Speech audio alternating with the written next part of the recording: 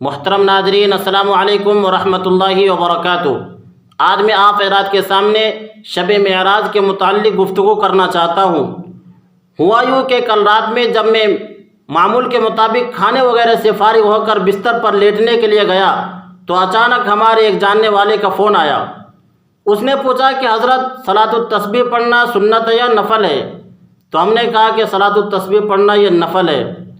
پھر میں نے ان سے پوچھا کہ آج رات میں اس طرح کا سوال کرنا یہ کیسا ہوا؟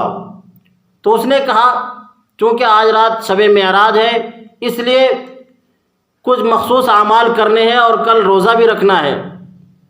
تو میں نے ان سے کہا وہی بات ہے جو میں نے ان سے کہا وہی آپ کو بھی کہہ رہا ہوں کہ جن کے ساتھ یہ معراج کا واقعہ پیش آیا، یعنی نبی پاک صلی اللہ علیہ وسلم کے ساتھ، انہوں نے اس رات میں کون سے اعمال کیے تھے ذرا ہمیں بتائیے۔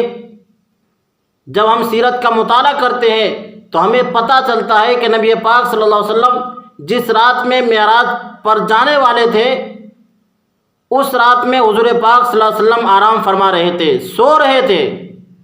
تو ہمارے لیے ایک اور سی فضیلت کی بات ہو گئی کہ ہم اس رات میں زیادہ سے زیادہ عبادت کیا کریں، اس رات میں نفلیں پڑھیں، صلاۃ التسبیح پڑھیں اور اگلے دن روزہ رکھیں۔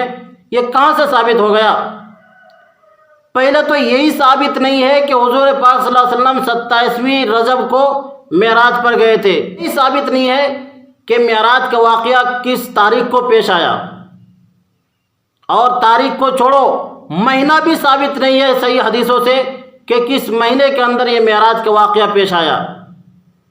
جب ہم اتنے سارے چیزوں کے شبہات ہیں، نہ تو ہمیں صحیح تاریخ کا پتہ ہے اور نہ ہی صحیح مہینے کا صحیح حدیثوں سے پتہ چلتا ہے، تو ہمارے لیے عبادت کرنا کہاں سے یہ ثابت ہو جائے گا؟ اگر چلو ثابت ہی مان لیتے ہیں کہ 27ویں رجب کو معراج کا واقعہ پیش آیا تو ہمارے لیے کون سی فضیلت کی بات ہو گئی؟ اگر فضیلت کی بات ہوتی ہے تو سب سے پہلے حضور پاک صلی اللہ علیہ وسلم اس رات میں زیادہ سے زیادہ عبادت کرتے۔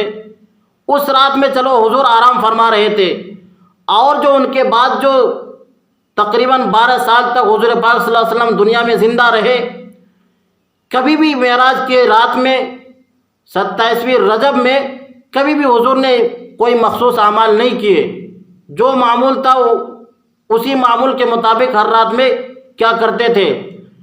اور چلو حضور نے بھی نہیں کیے، کسی صحابی سے تو ثابت ہوتا کہ معراج کی رات میں کوئی مخصوص اعمال کرنے ہیں اور اگلے دن روزہ بھی رکھنا ہے، یہ کہیں سے بھی ثابت نہیں ہے۔ تو ہمارے لیے کیسے یہ جائز ہو سکتا ہے کہ ہم اس کو کوئی اچھے عبادت کا رخ دیں اور اس کو اچھا کام سمجھیں؟ یاد رکھیے یہ مخصوص اعمال کرنا شب معراج میں اور اسی طرح اگلے دن روزہ رکھنا، یہ سب چیزیں بدعت میں ہیں، اور بدعت کو رائج کرنا یہ ایک بہت جرم عظیم کہلاتا ہے۔ اللہ تعالی ہم سب کو ایسی چیزوں سے محفوظ فرمائے اور ان رسومات سے ہمیں بچنے کی توفیق عطا فرمائے۔